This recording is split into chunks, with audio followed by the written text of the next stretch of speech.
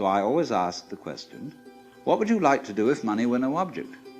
How would you really enjoy spending your life? I do this often in vocational guidance of students. They come to me and say, well, we're getting out of college and we haven't the faintest idea what we want to do. Well, it's so amazing. As a result of our kind of educational system, crowds of students say, well, we'd like to be painters, we'd like to be poets, we'd like to be writers, but as everybody knows, you can't earn any money that way. Or another person says, well, I'd like to live an out-of-doors life and ride horses. I said, you want to teach in a riding school? Let's go through with it. What do you want to do? When we finally got down to something which the individual says he really wants to do, I will say to him, you do that, and forget the money. Because if you say that getting the money is the most important thing, you will spend your life completely wasting your time. You'll be doing things you don't like doing in order to go on living, that is, to go on doing things you don't like doing, which is stupid. Better to have a short life that is full of what you like doing than a long life spent in a miserable way. And after all, if you do really like what you're doing, it doesn't matter what it is, you can eventually turn it, you could eventually become a master of it. It's the only way to become a master of something, to be really with it. And then you'll be able to get a good fee for whatever it is. So don't worry too much. Somebody's interested in everything. And anything you can be interested in, you'll find others who are. But it's absolutely stupid to spend your time doing things you don't like in order to go on spending things you don't like, doing things you don't like, and to teach your children to follow in the same track.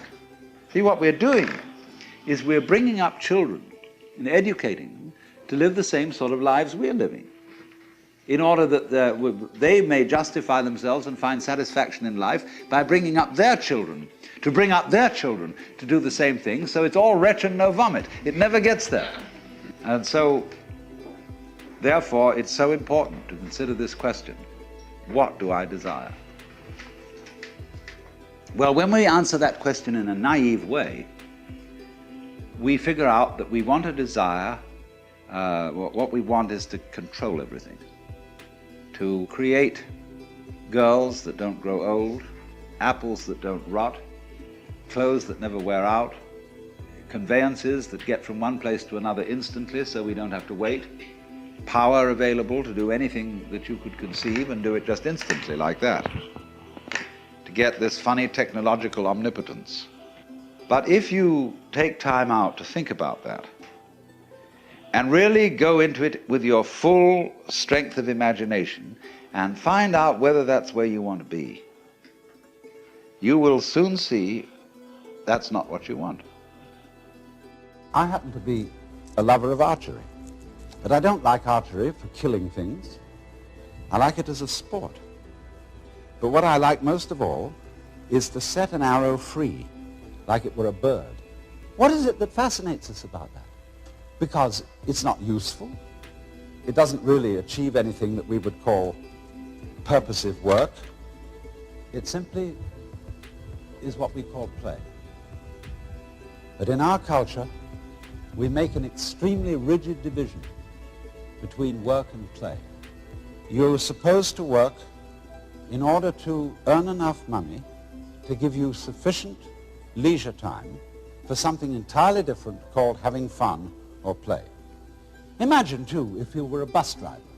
Bus driver, ordinarily considered an absolutely harassed person. He's got to watch out for all the laws, all the competing traffic, and if he has it in his head that this is work, it will be hell. But let's suppose he has a different thing in his head. Supposing he has the idea that moving this enormous conveyance through complicated traffic is a very, very subtle game. And so he goes through that traffic, avoiding this and avoiding that, and taking a fare like this, and he makes some music of the whole thing. Well, he's not going to be tired out at the end of the day. He's going to be full of energy when he gets through his job. The art of washing dishes is that you only have to wash one at a time. If you're doing it day after day, you have in your mind's eye an enormous stack of filthy dishes which you have washed up in years past, and an enormous stack of filthy dishes which you will wash up in years future. But if you bring in your mind to the state of reality, which is, as I've pointed out to you, only now. This is where we are. There is only now. You only have to wash one dish. It's the only dish you'll ever have to wash, this one. You ignore all the rest, because in reality, there is no past and there is no future. There is just now. So you wash this one. And instead of thinking, have I got it really clean, as my mother taught me with an angry voice, that I had to get every little scrap off it, and she got angry at you. Instead, you turn the cleaning movement into a dance.